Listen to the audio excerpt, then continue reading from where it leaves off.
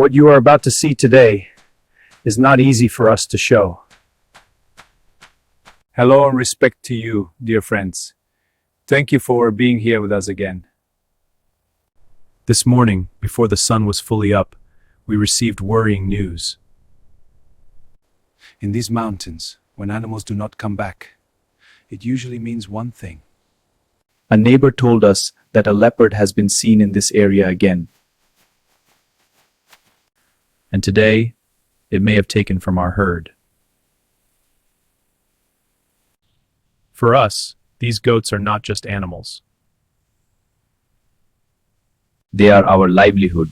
They are our work, our income, our daily bread.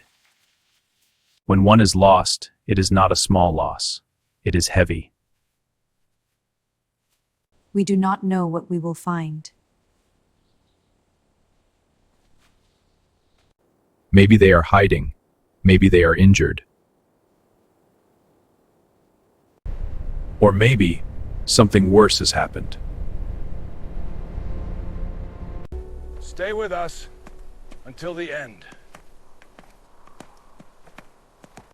Because today we must face whatever is waiting for us in the mountains.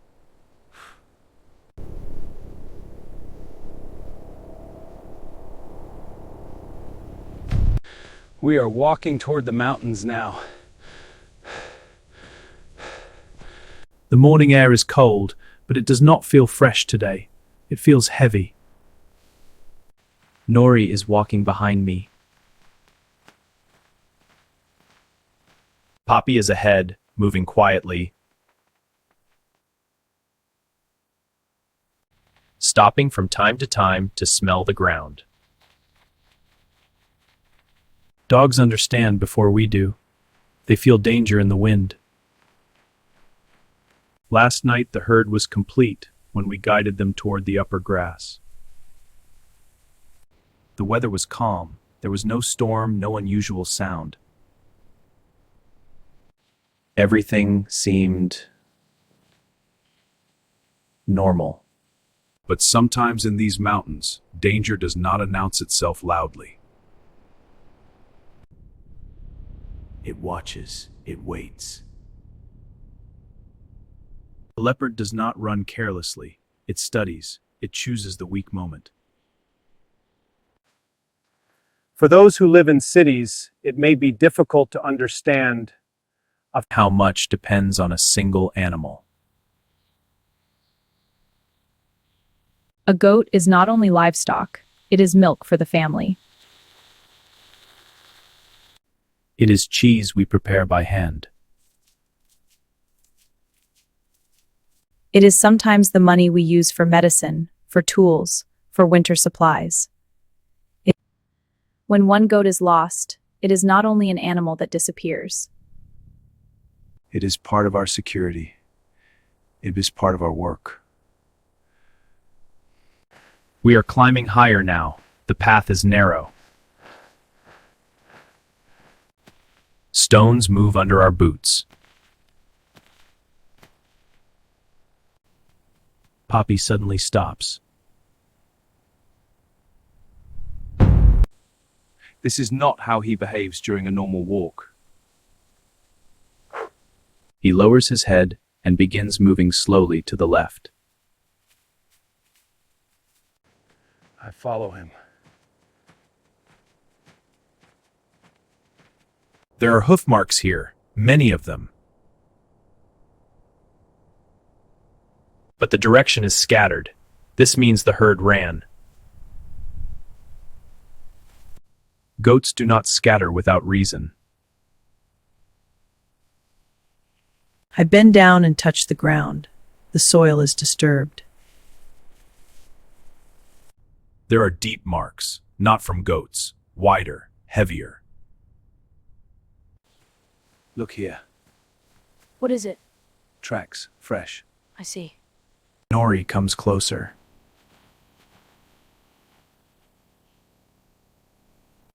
In this life, words are not always necessary.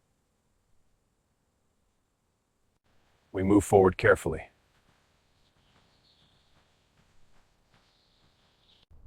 The wind is quiet. too quiet. Normally we hear bells from the goats around this time. Today there is no bell.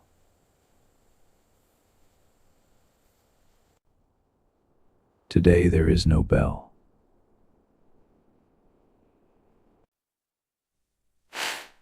Then we see it.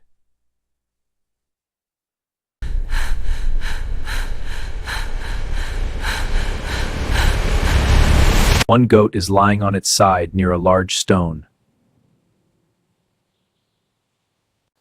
From far away, I already know. The body does not move. The legs are stiff. The neck is torn. The bite is clean and powerful.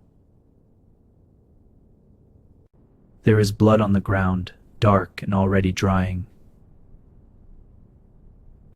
The leopard did not rush. It did what it came to do. I kneel beside the goat.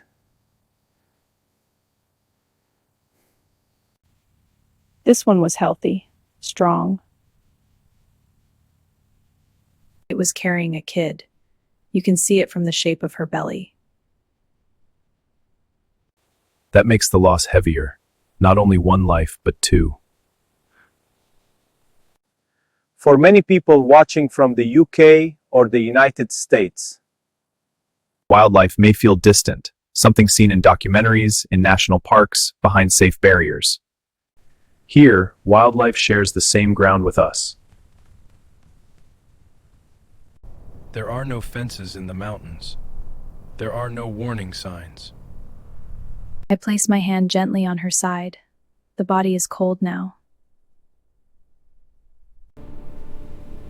But that does not mean nothing is there.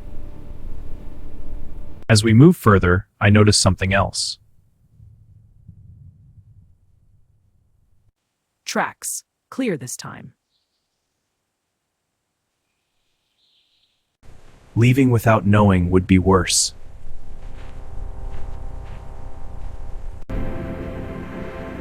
Sometimes too thin. I stand up and look around. The leopard has eaten part of the body. It will return. Leopards often come back to finish what they started. This means it is still nearby.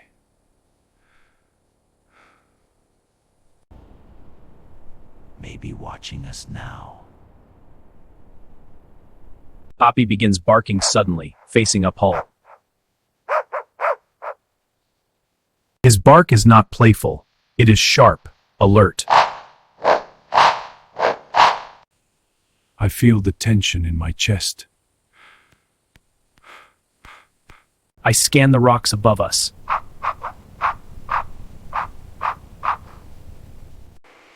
Nothing moves.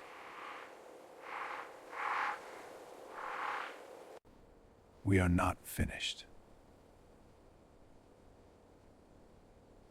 Not to Nori, not to the viewers, maybe to the mountains themselves. We continue searching.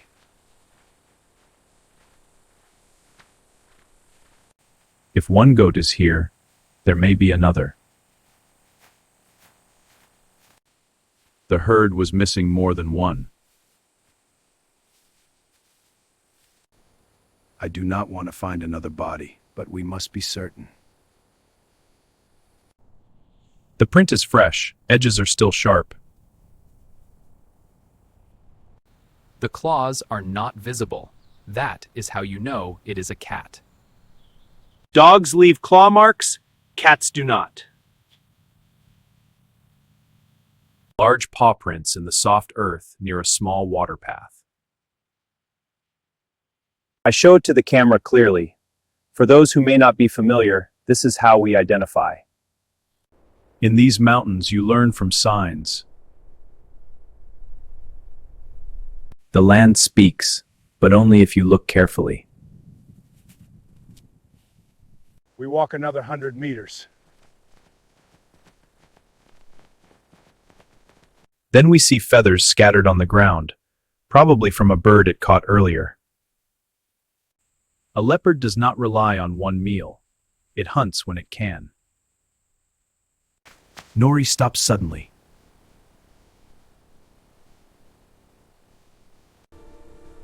I follow her gaze.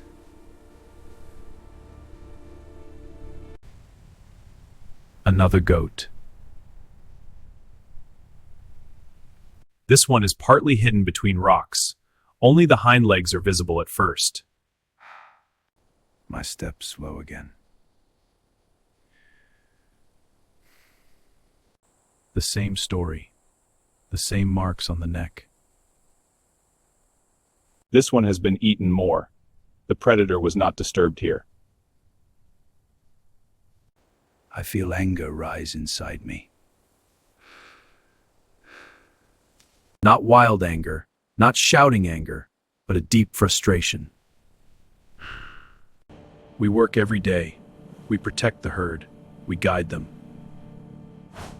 After sitting quietly for a few minutes, I stand up again. In this life, you cannot stay still for long. Loss does not wait for you to recover emotionally. Nori, bring the wire roll from the storage area! If the leopard came once, it will test the boundary again. Predators remember easy access. The fence around the lower pasture has been strong for years. But strong is not always enough. A leopard does not break a fence like a storm breaks wood. It looks for weakness, a loose corner, a low gap, a place where the ground dips. That is all it needs. We begin by walking the full perimeter slowly. I press down on posts with my weight. Some move slightly. That is not good. For viewers in the UK and US, fencing livestock may sound simple, perhaps even industrial. But here, every meter of fence is placed by hand, every wire stretched manually, every repair done without heavy machinery. When you see us lifting stones or tightening wire, it is not for demonstration. It is daily survival. I kneel near the section where the ground slopes downward. The soil here has shifted from last season's rain. There is a small opening under the lower wire. To us, it may look small. To a leopard, it is an invitation. I pointed out to the camera clearly. These are the details that matter. Nori, bring another post. She nods and goes without question. We have worked together like this for many years. There is no need for long instructions. She understands the rhythm of this life. As we dig the hole deeper for the new post, I think about something important. Why not move to the city? Why not choose something safer? The answer is not simple. This land is not only our workplace. It is our identity. The mountains teach patience. The animals teach responsibility. You do not abandon that easily. The sun is higher now, but the air still carries a cold edge.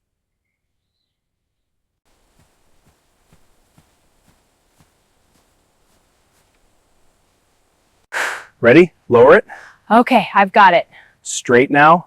Perfect. I hammer the post into place, checking alignment carefully. If the wire is not straight and tight, pressure builds unevenly. Over time, that creates weakness, and weakness invites loss. We begin stretching a new length of wire along the lower section. I pull firmly.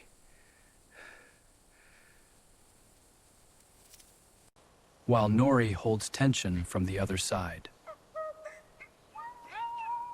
The wire must be parallel to the fence, not twisted. I secure it tightly and test it with my hand. It vibrates sharply. That is good. Tight wire speaks clearly. Poppy lies nearby but does not relax fully. His ears remain alert. Dogs feel what we do not see. Occasionally he stands and scans the hillside again. His instincts remind me that the leopard may still be near. Leopards sometimes observe from distance, waiting for humans to leave before returning to their kill. As we work, I explain calmly that tonight we will not leave the herd unattended. We will bring them closer to the house. We will use lantern light near the fence. Light does not always stop a leopard, but it can discourage approach. Predators prefer darkness and silence. Some viewers may wonder why we do not use electric fencing. Well, it's just not practical for us. Here, electricity in open mountain fields is not reliable. Generators are costly. Maintenance is difficult. Practical solutions must match the environment.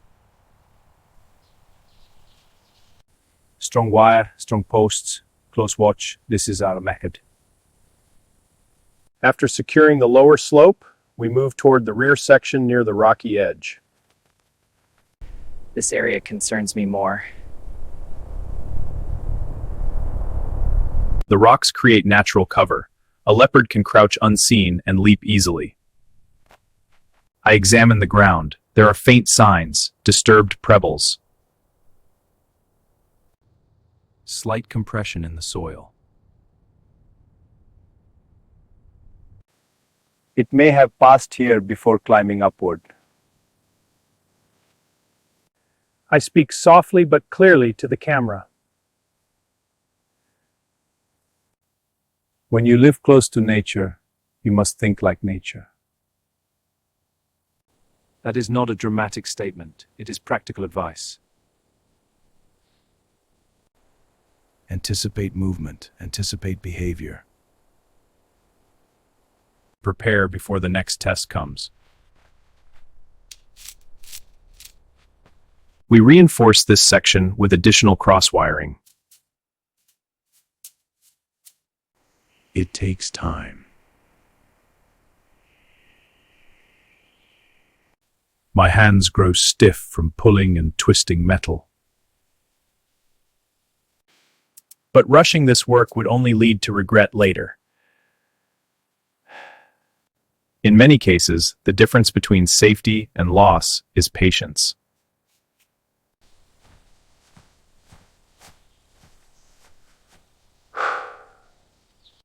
By afternoon, the sun feels warmer. We pause briefly for bread and tea. Sitting on a flat stone, I look toward the mountains again. in daylight they appear peaceful, almost innocent. It is strange how beauty and danger exist side by side without conflict. I reflect on something for our older viewers watching. At this stage in life, you understand that control is limited. We control what we can, preparation, effort, responsibility. But beyond that, there is acceptance. The leopard hunts, the seasons change, illness comes unexpectedly. What defines us is not preventing every hardship, it is how we respond. After resting, we begin gathering the herd closer together. I count carefully again. 1, 2, 3, 4.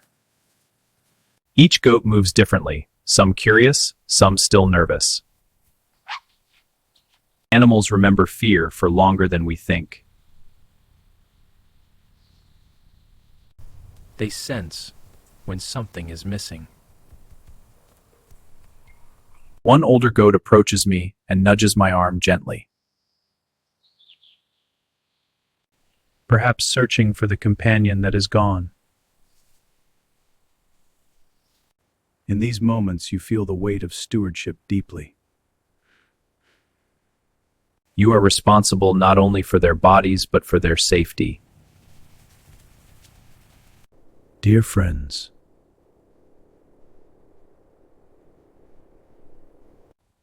Today was not an easy day for us. We showed you the truth of our life here in the mountains, the beauty, but also the hardship. Losing 2 goats is painful. Losing 2 goats is painful.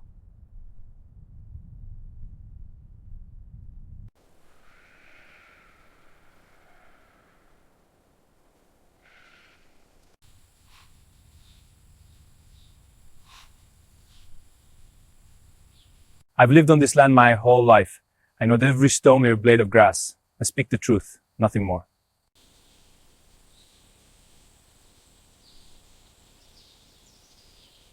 last night the leopard came close again. We saw its eyes in the dark.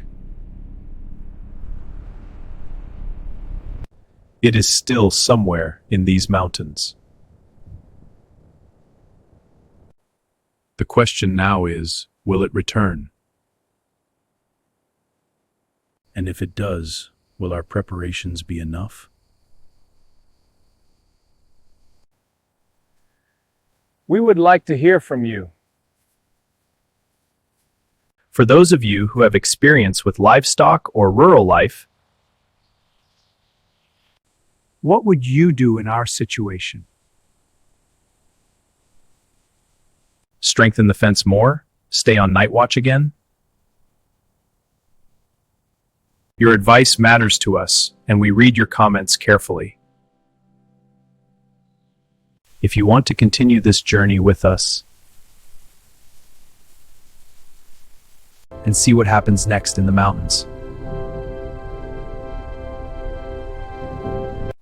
Please consider subscribing and staying part of our community. thank you for your time. Be healthy. And we will see you in the next episode.